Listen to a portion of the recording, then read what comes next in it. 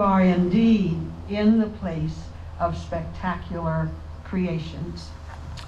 I've been asked why I like these particular mounds here because, as you well know, or I hope you know, 8 were nominated for World Heritage Site and 8 have been inscribed. But there are many reasons that I like this place, Chillicothe. One of my favorites is that when we talk about mounds, mounds were built, mounds were created, mounds were constructed by Native Americans who loved Mother Earth. And Mother Earth they brought with them. And they came by waterways, they came by canoes. So all of the earthworks have some water near them, but this is the place where the water is most accessible. This is the place where you can walk to easily. And I love to walk down to the Scioto River, which is just right down here. And I can stand there, and it's almost as though I can see them coming down that river, coming in those canoes. And then as I see them, it's almost as though I can feel their presence.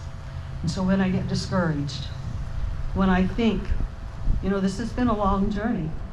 When I think about that, it's down to the Scioto if I'm here that I want to go.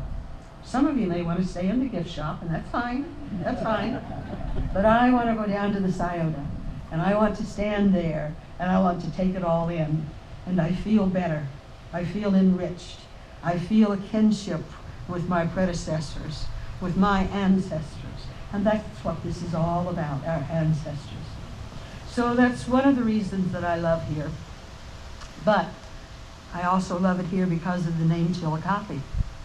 You know, there's more than one Chillicothe for Native Americans. And the Chillicothe, it means this is the great place. This is the leading place. This is the place of our chiefs, of our leaders. This is the place of culture. This is the place where you become in contact with Native Americans. And so you have that name, Chillicothe. So it's always enriching to come here.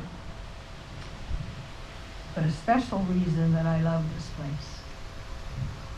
I will be 85 years of age next month. I have been Native American my entire life. I have read book after book. I have read magazine after magazine. I have read paper after paper. And unfortunately, the word that I have heard my entire life to describe my ancestors has been a word that I detest, and is savages. Savages. Unfortunately, it's still in the textbooks today. Unfortunately, we still hear it and read it today. But it was here, right up there in that building, that I was attending a conference. And there was a man who is present here today and is here most of the time, Dr. Brett Ruby. And Dr. Brett Ruby was giving a lecture, and he was giving a slideshow, and he was showing the 18.6 lunar aspect of here, and talking about all of the things, the skills that the people had to have, the mastery of mathematics, the mastery of astronomy, the mastery of architecture, almost being civil engineers, the master of loving and respecting and taking care of Mother Earth, the mastery of art, of aesthetics. And he said, these people were geniuses. I cried that day. It was the first time in my life that I had ever heard my ancestors referred to as geniuses. Oh, you know, they might have called me a savage, but I will never forget the impact of that day.